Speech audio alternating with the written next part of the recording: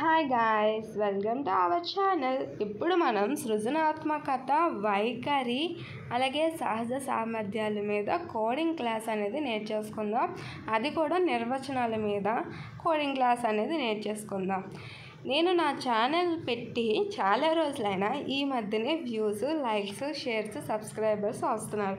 కానీ నేను పెట్టిన వీడియోస్ కొంచెం తలనొప్పి అనకుండా వినండి, తలనొప్పి అని ఫీల్ అవ్వకుండా వినండి.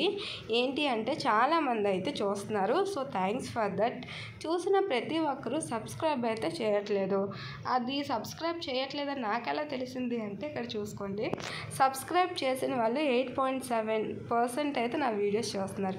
మిగిలినంతా 91.4% అసలు సబ్స్క్రైబ్ చేయని వాళ్ళే చూస్తున్నారు అంటే నా వీడియోస్ని.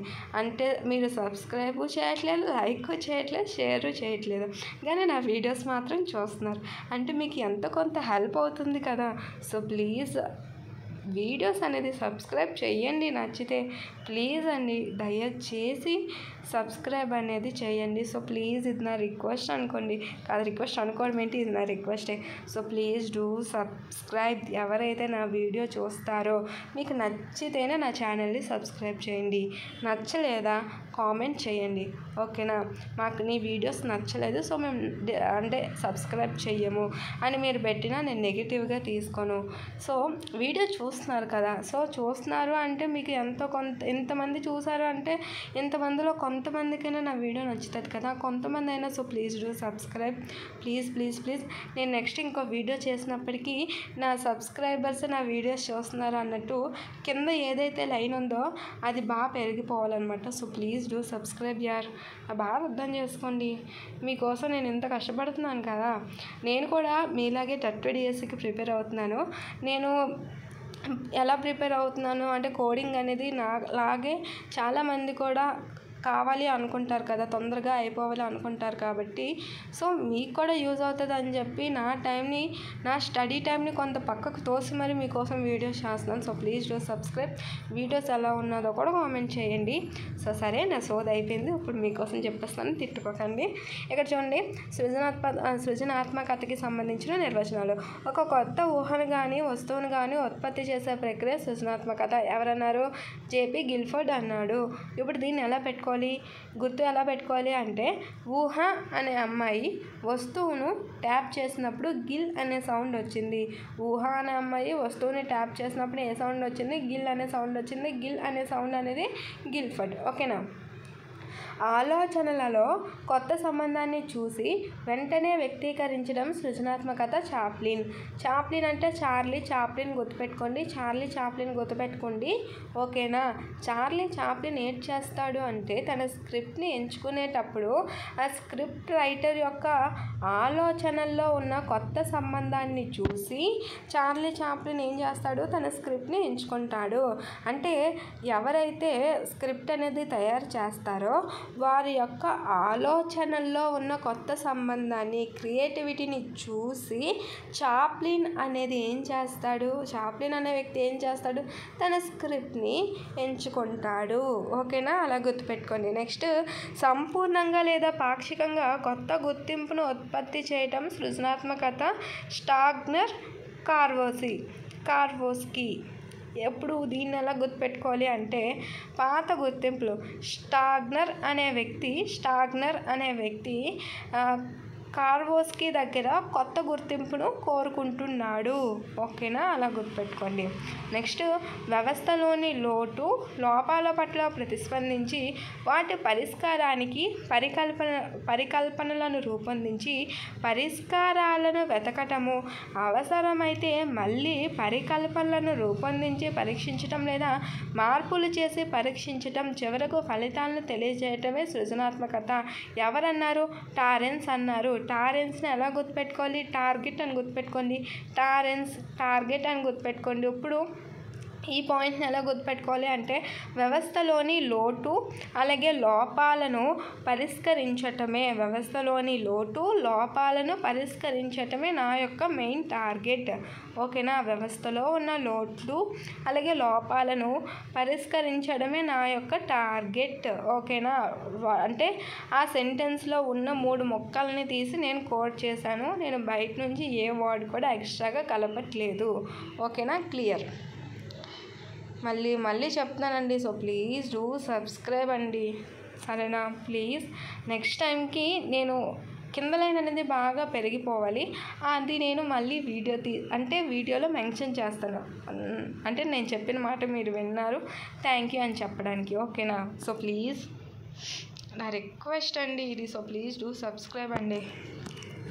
ఇంకా చూసుకున్నట్టయితే సృజనాత్మకత అనేది ప్రజ్ఞాత్మక సామర్థ్యాల, మూర్తిమత్వ చర్యల, సమస్య పరిష్కార లక్షణాల సాధారణ సమూహం. ఎవరన్నారు? అసుబెల్ అన్నారు. నేను దేని కింద అండర్లైన్ చేశాను? సమస్య పరిష్కారం కింద అండర్లైన్ చేశాను. ఇప్పుడు దీన్ని ఎలా గుర్తుపెట్టుకోవాలి? అసు అనే అమ్మాయి స్కూల్లో ఉన్న బెల్ అంటే స్కూల్లో మనకి రిలేటెడ్ బెల్ అంటే స్కూల్లో ఉన్న బెల్లే. సో అసు అనే అమ్మాయి బెల్కి ఉన్న సమస్యను పరిష్కరించింది. స్కూల్లో ఉన్న బెల్ సరిగ్గా మోగట్లేదు, ఆ సమస్యను పరిష్కరించింది. ఎవరు పరిష్కరించారు? అసు అనే అమ్మాయి పరిష్కరించింది, అసుబెల్. ఓకేనా? క్లియర్. సృజనాత్మకత ప్రక్రియ అనున్నది ఏదైనా కొత్త విషయాన్ని అంటే కొత్త ఆలోచన లేదా ఒక వస్తువును కొత్తగా రూపొందించటము లేదా పాత మూల పదార్థాలను తిరిగి అమర్చడం ద్వారా ఉత్పత్తి చేసే ప్రక్రియ. ఈ కొత్త సృష్టి కొన్ని సమస్యలకు పరిష్కారాన్ని చూపించడానికి తోడ్పడాలి. ఎవరన్నారు? విల్సన్, గిల్ఫర్డ్, క్రిస్టియన్సన్ అన్నారు. ఇక్కడ ఎలాగ దీన్ని గుర్తుపెట్టుకోవాలి అంటే 2 రకాలుగా చెప్తాను. ఇక్కడ చూడండి, లాస్ట్లో కొత్త సృష్టి అని ఉంది కదా, అండర్లైన్ చేశాను. కొత్త సృష్టి. విల్సన్, నువ్వు కొత్తగా ఏదైనా సృష్టించడానికి ఆలోచించు అని గిల్ క్రిస్టియన్సన్ విల్సన్తో చెప్పారు. నువ్వు కొత్తగా ఏదైనా సృష్టించడానికి ఆలోచించు విల్సన్ అని ఎవరన్నారు అంటే గిల్లు క్రిస్టియన్సన్ అన్నారు. ఎవరితో అన్నారు? విల్సన్తో అన్నారు. లేదా ఇంకో విధంగా ఎలా గుర్తుపెట్టుకోవాలి? పాత మూల పదార్థాలు, సెకండ్ లైన్లో ఉంది చూడండి. పాత మూల పదార్థాలను తిరిగి అమర్చటం ద్వారా ఒక వస్తువును ఉత్పత్తి చేసే విధంగా నువ్వు కొత్త ఆలోచనలు చేయు విల్సన్ అని గిల్ఫర్డ్ క్రిస్టియన్సన్ అన్నారు. 2 రకాలుగా చెప్పాను. కొత్త సృష్టించే విధంగా నువ్వు ఆలోచించు విల్సన్ అని గిల్ఫర్డ్ క్రిస్టియన్సన్ అన్నారు. లేదా పాత మూల పదార్థాలను తిరిగి అమర్చడం ద్వారా ఉత్పత్తి చేసే విధంగా నువ్వు ఒక కొత్త ఆలోచనలు చేయు విల్సన్ అని ఎవరన్నారు? గిల్ఫర్డ్ క్రిస్టియన్సన్ అన్నారు. అలా గుర్తుపెట్టుకోండి. నెక్స్ట్, సృజనాత్మకత అనగా ఏదైనా కళ, భాష, సంగీతము లేక శాస్త్రజ్ఞానం పరంగా ముఖ్యంగా దాని రచయితకు నూతన ప్రక్రియ ప్రారంభం కావటం. దీన్ని ఎలా గుర్తుపెట్టుకోవాలి? ఎవరు చెప్పారంటే హచ్కిన్సన్ చెప్పారు. దీన్ని ఎలా గుర్తుపెట్టుకోవాలి? హచ్చిన్ అంటే ఇక్కడ తుమ్మినప్పుడు మనం హచ్ అంటాం కదా. ఏమంటాం? తుమ్మినప్పుడు ఏమంటామో అందరికీ తెలుసు, హచ్ అంటాం కదా. అలా గుర్తుపెట్టుకోండి. ఇక్కడ మనం కళ, భాష, సంగీతము లేదా శాస్త్రజ్ఞానం పరంగా ఏదైనా నేర్చుకుంటున్నప్పుడు ఎవరైనా తుమ్మితే అరిష్టం అని ఫీల్ అవుతాం కదా. ఏదైనా ఒక కొత్త విషయాన్ని నేర్చుకున్నప్పుడు లేదా ఏదైనా ఒక నూతన ప్రక్రియ ప్రారంభమైనప్పుడు ఎవరైనా తుమ్మితే మనం దాన్ని అంటే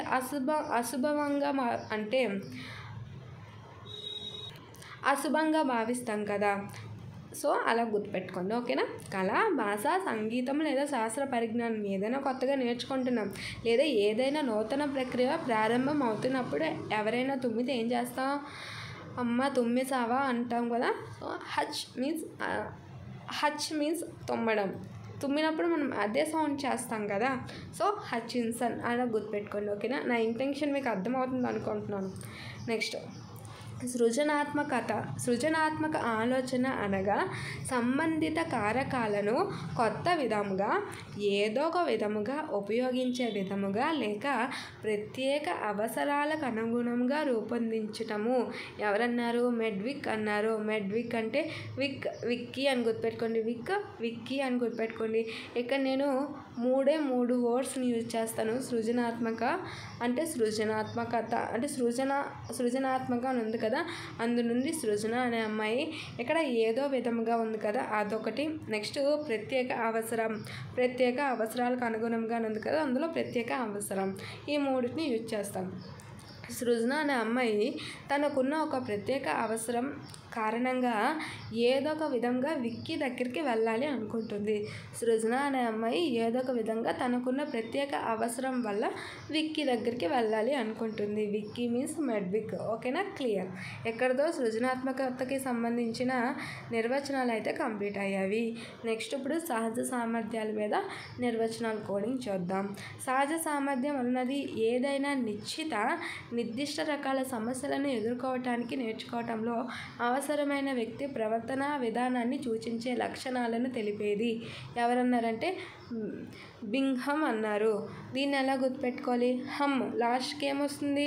హమ్ అంటే హమ్మింగ్ చేస్తున్నావా అంటారు కదా, సో ఆ హమ్ అనమాట.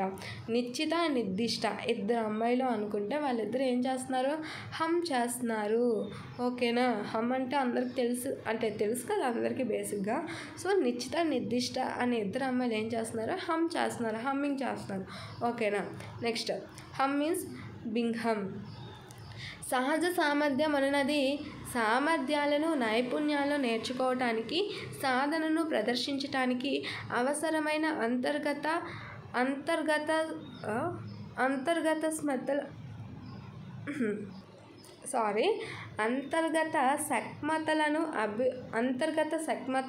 సక్మతలను అభివృద్ధి చెందని సామర్థ్యాలను తెలిపేది అని ఎవరన్నారంటే హాన్ మాక్లీన్ అన్నారు. ఇంకోసారి రిపీట్ చేస్తాను, తిప్పుకోకండి.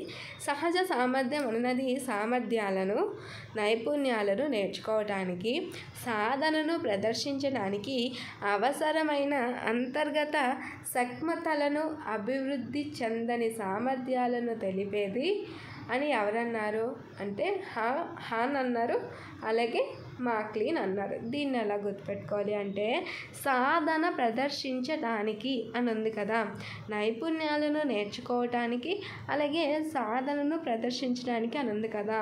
హాన్ అనే వ్యక్తి మాక్లీన్ అనే వ్యక్తి దగ్గర తన సాధనను ప్రదర్శిస్తున్నాడు.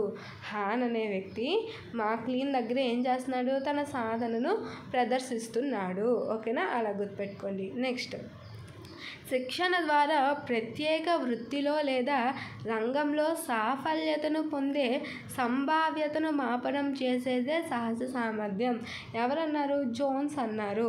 ఇక్కడ సంభావ్యత అని ఉంది కదా, సంభావ్యతలో ఉన్న లెక్కలు, మ్యాథ్స్లో సంభావ్యత ఉంటుంది కదా, సో సంభావ్యతకి సంబంధించిన లెక్కలు అనేది జోన్స్ బాగా చేస్తాడు. సంభావ్యత ప్రాబ్లమ్స్ జోన్స్ బాగా చేస్తాడు. అలా గుర్తుపెట్టుకోండి. నెక్స్ట్ భవిష్యత్తును సూచించే వ్యక్తి ప్రస్తుత స్థితి సహజ సామర్థ్యం. ఎవరన్నారు? ట్రాక్సీలర్ అన్నాడు. అంటే ట్యాక్సీ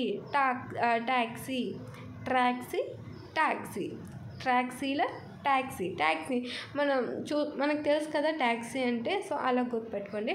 భవిష్యత్తులో ట్యాక్సీలు బాగా పెరిగిపోతాయి. ఇప్పుడున్న ట్యాక్సీల కంటే భవిష్యత్తులో ట్యాక్సీలు బాగా పెరిగిపోతాయి. సో ట్యాక్సీలర్. ఓకేనా? భవిష్యత్తును సూచించే వ్యక్తి ప్రస్తుత స్థితి సహజ సామర్థ్యం. అంటే ప్రస్తుత స్థితిలో ఉన్న ట్యాక్సీల కంటే భవిష్యత్తులో ట్యాక్సీలు బాగా పెరిగిపోతాయి. సో ట్రాక్సీలర్. ఓకేనా? క్లియర్. వ్యక్తి భవిష్యత్తులోనూ ప్రత్యేక కౌశలాన్ని సామర్థ్యాన్ని సూచించే ప్రస్తుత పరిస్థితి సహజ సామర్థ్యం అని ఎవరన్నారు? క్లార్క్ అన్నారు. దీన్ని ఎలా గుర్తుపెట్టుకోవాలి అంటే క్లార్క్ అంటే మనకు తెలుసు కదా, క్లార్క్ క్లర్క్. ఇక్కడ ప్రత్యేక కౌశలాన్ని అలాగే సామర్థ్యాన్ని క్లర్క్ హాల్లో ప్రదర్శిస్తున్నాడు. ప్రత్యేక కౌశలాన్ని సామర్థ్యాన్ని క్లర్క్ ఏం చేస్తున్నాడు? హాల్లో ప్రదర్శిస్తున్నాడు. ఓకేనా? ప్రత్యేక కౌశలాన్ని సామర్థ్యాన్ని ఆ రెండింటిని గుర్తుపెట్టుకోండి. క్లర్క్ ఏం చేస్తున్నాడు? హాల్లో ప్రదర్శిస్తున్నాడు. హాల్ అన్నది ఎక్కడి నుంచి తెచ్చాను అంటే క్లర్క్ ఎల్ హాల్. ఓకేనా? అక్కడ నుంచి తీసుకున్నాను. క్లియర్. నెక్స్ట్ సంగీతం, భాష, యాంత్రిక పని మొదలైన ఇతర నైపుణ్యాలను పొందే వ్యక్తి సామర్థ్యాన్ని సూచించే లక్షణాల కలయిక సహజ సామర్థ్యం అని ఎవరన్నారంటే ఫ్రీమన్ అన్నారు. ఇప్పుడు దీన్ని చాలా ఈజీగా గుర్తుపెట్టుకోవచ్చు. ఫ్రీమన్లో ఫ్రీ ఉంది. ఫ్రీ అంటే మనకి ఏం గుర్తొస్తుంది? FREE free. ఫ్రీ గుర్తుపెట్టుకోండి. సంగీతం, భాష, యాంత్రిక పని ఇవన్నీ ఈజీ అంటే ఫ్రీగా మనకి నేర్పిస్తున్నారు. సంగీతం, భాష, యాంత్రిక పని ఫ్రీగా మనకు నేర్పిస్తున్నారు. So Freeman. ఓకేనా? ఇది ఈజీగా గుర్తుపెట్టుకోవచ్చు. నెక్స్ట్ ప్రత్యేక విభాగంలో ఉన్నత స్థాయికి చేరుకోగలిగే సామర్థ్యమే సహజ సామర్థ్యం. ఎవరన్నారు? మన్ అన్నారు. ఉన్నత స్థాయికి చేరుకునేది ఎవరు? ఓన్లీ మనుషులు మాత్రమే ఉన్నత స్థాయికి చేరుకోగలరు. సో మన్ అంటే మనుషులు, మన్ అంటే మనుషులు, మన్ మనిషి, మన్ మనిషి. ఓకేనా? ప్రత్యేక విభాగంలో ఉన్నత స్థాయికి ఎవరండి చేరుకోగలరు? మనుషులే కదా చేరుకోగలరు. జంతువులు, పక్షులు ఇవన్నీ ఉన్నత స్థాయికి ఓన్లీ ఉన్నత స్థాయికి చేరుకోవడానికి ఓన్లీ అర్హత ఉన్నది ఎవరు అంటే మనుషులు. సో మనిషి అలా గుర్తుపెట్టుకోండి.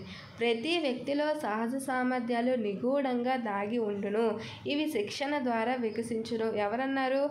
హాల్ చెప్పాడు. సో దాగి ఉండును. ఎక్కడ దాగి ఉన్నారు? హాల్లో దాగి ఉన్నారు. ఓకేనా? హల్ చెప్పాడు. హల్ అంటే హాల్. ఓకేనా? హల్ దాగి ఉండును. ఎక్కడ దాగి ఉండును? హాల్లో దాగి ఉండును. ఓకేనా? క్లియర్. నెక్స్ట్ వైఖరికి సంబంధించిన నిర్వచనాలు అనేది చూసుకుందాం. ఒక పరిస్థితి పట్ల కానీ వ్యక్తి పట్ల కానీ విషయం పట్ల కానీ వస్తువు పట్ల కానీ పొందికగా ప్రతిస్పందించడానికి ఉండే సంసిద్ధత వైఖరి. ఎవరన్నారు? ఫ్రీమన్ అన్నాడు. ఇక్కడ ఎన్నిసార్లు పట్ల వచ్చింది? పట్ల అనేది పాత స్టార్ట్ అయింది. ఫ్రీమన్ ఆల్సో పాత స్టార్ట్ అవుద్ది. సో పట్ల ఇన్నిసార్లు పట్ల వచ్చిందంటే ఫ్రీమన్ అని ఈజీగా గుడ్డిగా పెట్టేయండి. ఓకేనా? క్లియరా? పట్ల అంటే ఫ్రీమన్, పా కలిసింది పెట్టేయండి. సాంఘిక విషయాలకు బాహ్యంగా ప్రతిస్పందించే సంసిద్ధత మెహ్రాన్స్. ఇప్పుడు దీన్ని ఎలా గుర్తుపెట్టుకోవాలి అంటే మెహ్రాన్ అనే వ్యక్తి ప్రతి సాంఘిక విషయానికి బాహ్యంగా ప్రతిస్పందించేస్తున్నాడు. మెహ్రాన్స్ అనే వ్యక్తి ప్రతి సాంఘిక విషయానికి బాహ్యంగా ప్రతిస్పందిస్తున్నాడు. ఓకేనా? క్లియర్. ప్రవర్తనకు ఒక నిర్దిష్ట దిశను ఇచ్చేందుకు స్పందించటానికి సంసిద్ధంగా ఉన్న స్థితిని వైఖరి అంటారు. ట్రావర్స్.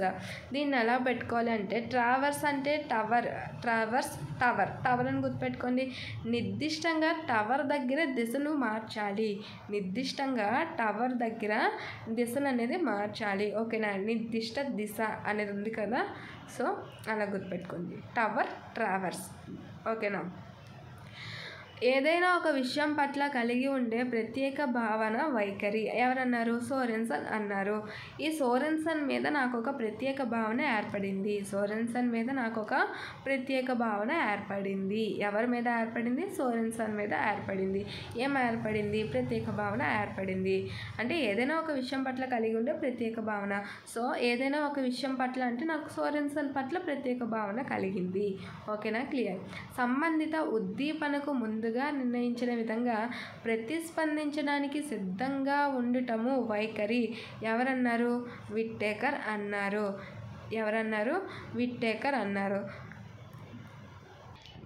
ఎలా గుర్తుపెట్టుకోవాలంటే విట్టేకర్ నువ్వు ఏ విషయానికైనా ప్రతిస్పందించడానికి సంసిద్ధంగా ఉండు.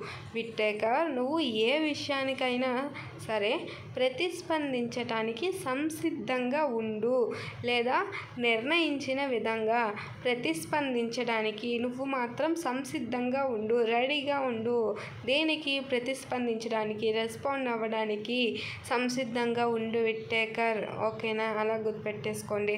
యాక్చువల్లీ అది చేయడం నాకు రాలేదు. సో అంటే ఇలా అనుకొని నేనైతే గుర్తుపెట్టుకున్నాను. యాక్చువల్లీ నిజంగా కోట్ చేయడానికి అయితే నాకు రాలేదు సరిగ్గా. నెక్స్ట్, వైఖరి అనగా వాతావరణంలో వ్యాపించి ఉన్న పరిస్థితులకు అనుకూలంగా ఏదైనా ఒక ప్రత్యేకమైన వస్తువు లేదా వ్యక్తులకు ప్రతిస్పందించడానికి సిద్ధపరిచే నిర్ణయాక ఆర్జిత ధోరణి.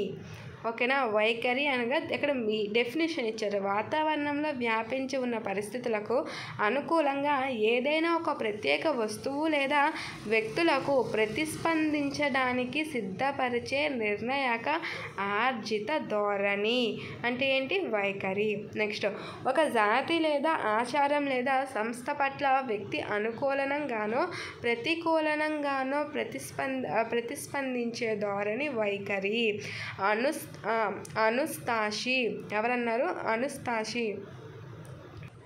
అనుస్తాషి అన్నారు. ఇప్పుడు దీన్ని కోడ్ ఎలా చేయాలి అంటే, అనుస్తాషికి ఆచారాలు ఎక్కువగా అంటే ఆచారాలు పాటించడం ఎక్కువ ఇష్టం.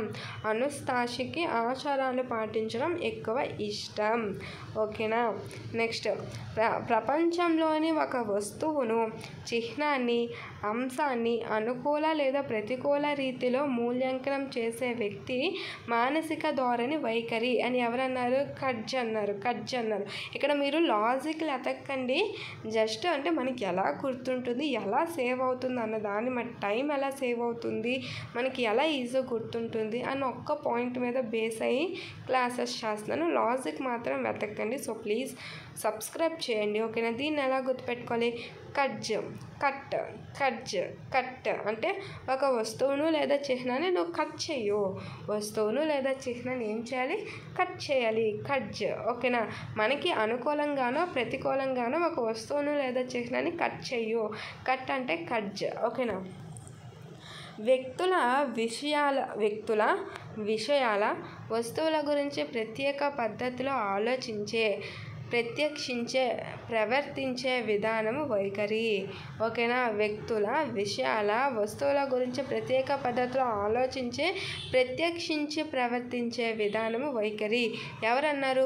సుజీ అన్నారు. ఎవరన్నారు? సుజీ.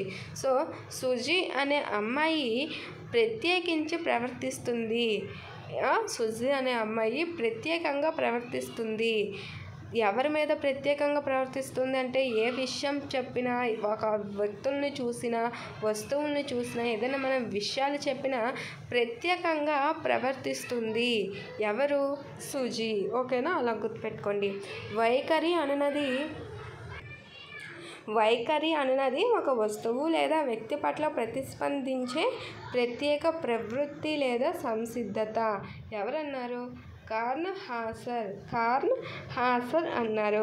ఇక్కడ కార్ల్ హాసర్ అంటే ఇప్పుడు చూడండి, కమల్ హాసన్ గుర్తుపెట్టుకోండి. కార్ల్ హాసర్ కమల్ హాసన్. ఓకేనా. గుర్తుపెట్టుకోండి. తిట్టుకోకండి ఫ్యాన్స్ ఉంటే. ఇక్కడ ఎలా గుర్తుపెట్టుకోవాలంటే, వ్యక్తి పట్ల ప్రతిస్పందించే ప్రత్యేక ప్రవృత్తి లేదా సంసిద్ధత వైఖరి అనేసి అన్నారు కదా. ఇక్కడ ప్రవృత్తి, కమల్ హాసన్ ప్రవృత్తిలో వృత్తి ఉంది. వృత్తి అంటే కమల్ హాసన్ వృత్తి అంటే వ్యక్తి పట్ల ప్రతిస్పందించే ప్రత్యేక ప్రవృత్తి అన్నారు. ఇక్కడ కమల్ హాసన్ అంటే ఇలాగ ఈజీ గుర్తుపెట్టుకోండి. కమల్ హాసన్ యొక్క కొత్త సినిమా ప్రవృత్తి. కమల్ హాసన్ యొక్క కొత్త సినిమా ప్రవృత్తి లేదా ప్రత్యేక ప్రవృత్తి అనేది సినిమా టైటిల్, సినిమా నేము. ఎవరి సినిమా నేము? కమల్ హాసన్ యొక్క సినిమా నేము. కమల్ హాసన్. కార్ల్ హాసర్ లేదు అనుకోండి, ఇది మాకొద్దు, ఇది మాకు నచ్చలేదు, నువ్వు వేరేది చెప్పవా అంటే ఇంకోటి కూడా చెప్తానండి. So please wait. ప్రత్యేక ప్రవృత్తి అనేది ఒక సినిమా పేరు అనుకోండి. ఆ సినిమాకి మనం వెళ్ళాము. కార్న్ అంటే కార్నర్ అని గుర్తుపెట్టుకోండి. నేను కార్నర్లో కూర్చొని ప్రత్యేక ప్రవృత్తి సినిమా చూశాను. కార్నర్. ఓకేనా. సో ఇవి కోడింగ్ అంటే ఈ రోజుకి సంబంధించిన కోడింగ్. సో ఇక్కడితో పూర్తి అయిపోయింది. నేను మళ్ళీ చెప్పేది ఏంటి అంటే, మళ్ళీ ఎక్కడికే వచ్చానండో ఇది తిట్టుకోకండి. సబ్స్క్రైబ్ చేయండి. So please do subscribe. పైన లైన్ చూసారా? పింక్ కలర్ లైన్ ఎంత ఉందో సో ప్లీజ్ అండి, నా కష్టానికి తగ్గ ప్రతిఫలం దొరకట్లేదు అని నేనైతే అనుకుంటున్నాను. సో అంటే సబ్స్క్రైబర్స్ లేకపోతే నేను ఇంకా వీడియోస్ చేయడం మానేస్తాను. బయటికే చెప్పేస్తున్నాను. అంటే ఇంత కష్టపడి చేస్తున్నందుకు నాకు ప్రతిఫలం దొరకకపోతే నేను ఎలా ఫీల్ అవ్వాలి చెప్పండి. సో సబ్స్క్రైబర్స్ ఎక్కువ రాకపోతే నేను ఖచ్చితంగా వీడియోస్ అనేది ఆపేయడం జరుగుతుంది. సో ప్లీజ్ ఇది నా రిక్వెస్ట్ అనుకోండి. రిక్వెస్ట్ అనుకోవడం ఏంటి, ఇది నా రిక్వెస్టే. So please do subscribe. పై లైన్ ఎంత పెరిగిందో కింద లైన్ చూడండి ఎంత తగ్గిపోయింది.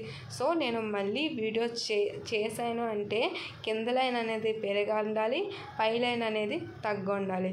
సో అలా ఉంటేనే నేను వీడియోస్ అనేది చేస్తాను. అంటే మీకు బెదిరిస్తున్నానని ఫీల్ అయిపోకండి. సో ప్లీజ్ అంటే నా బాధను అర్థం చేసుకుంటారని చెప్తున్నాను.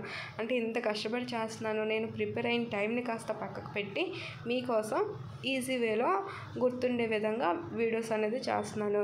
సో దానికైనా కొంచెం ప్లీజ్ అండి సబ్స్క్రైబ్ చేసుకోండి. మొత్తం నా బాధ ఏంటంటే సబ్స్క్రైబ్ చేసుకోండి. Thanks for watching. తిట్టుకోకండి. So please do subscribe.